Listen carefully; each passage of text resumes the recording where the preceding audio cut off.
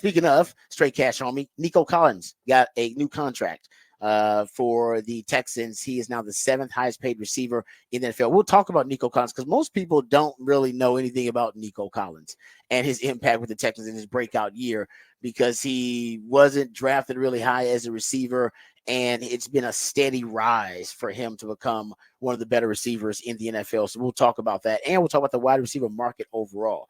I don't know if there's a quarterback and wide receiver. I don't know if there's any other position that is ballooning in value as quick as those two positions right now.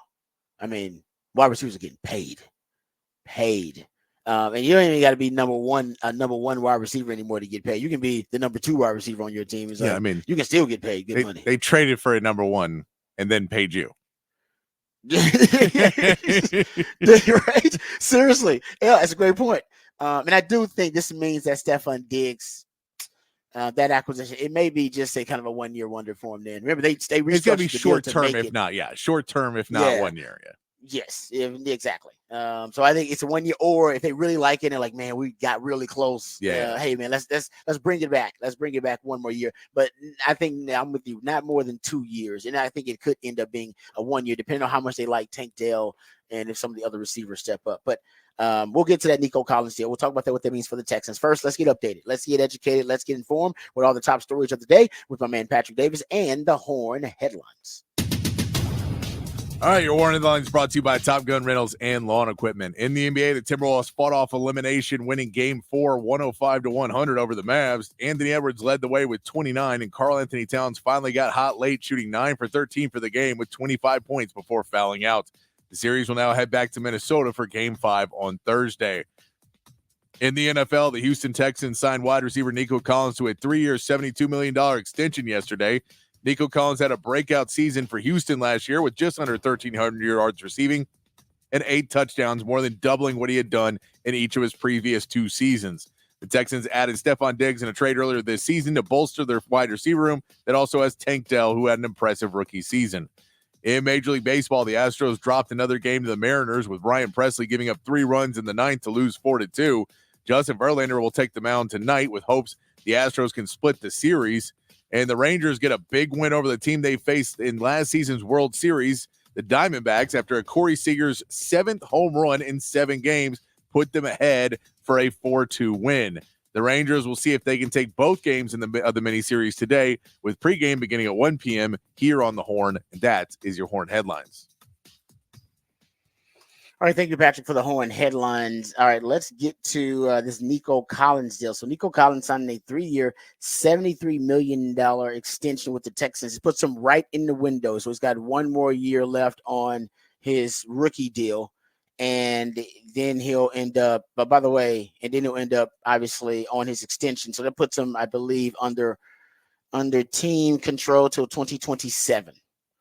And that's perfectly in the window for the Texans if you look at it, because CJ Stroud, who was a rookie last year in 23, usually you get 5 years control over rookies before you get the 5th-year option.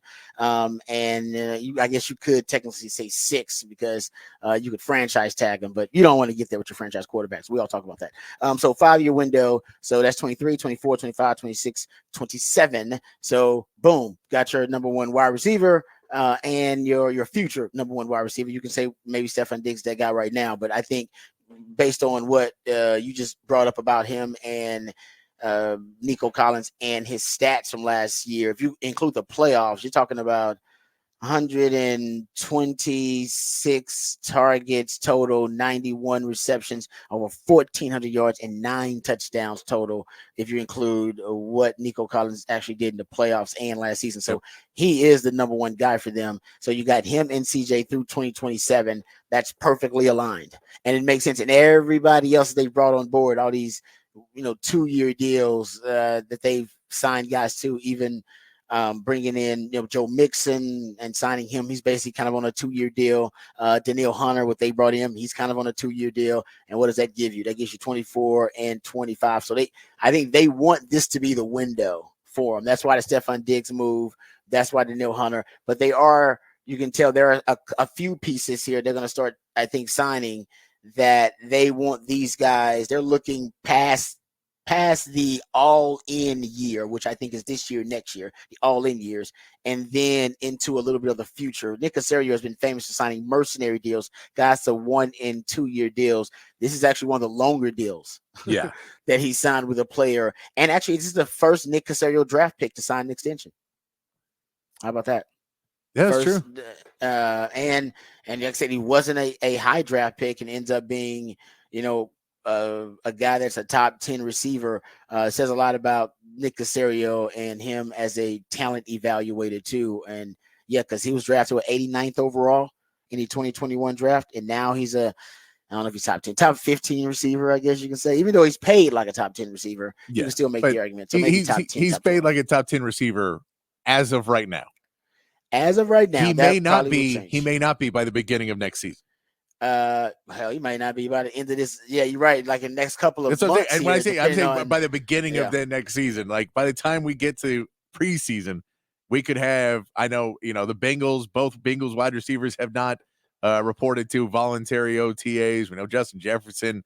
CeeDee Lamb. There's a lot of guys who are looking for contracts and want some more money right now in the wide receiver market, and that feels like this is a Nick Caserio. I don't want to give extensions necessarily, but yeah. if I can get ahead and if that agent calls me and that's what he's offering and that's what he wants, we can work with this because it is about to get crazy. Nico deserves his money though. He does. 52 million guaranteed. Like I said, now he's the 7th highest paid wide receiver. 25 years old, so it is a sound investment. And like I said, he outperformed his rookie contract. And now, if you're Nick Caserio, as you just mentioned, Patrick, this is still a bargain for you because he getting him as a top 10 receiver right now in terms of the overall value of the contract, 24 million per year.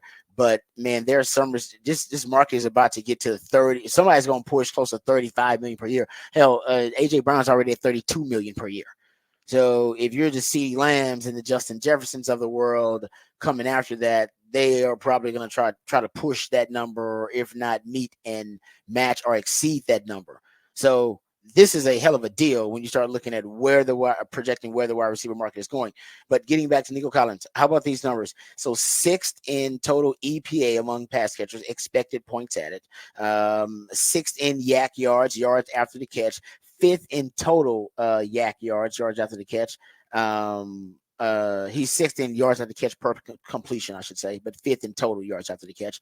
3rd in yards per route run.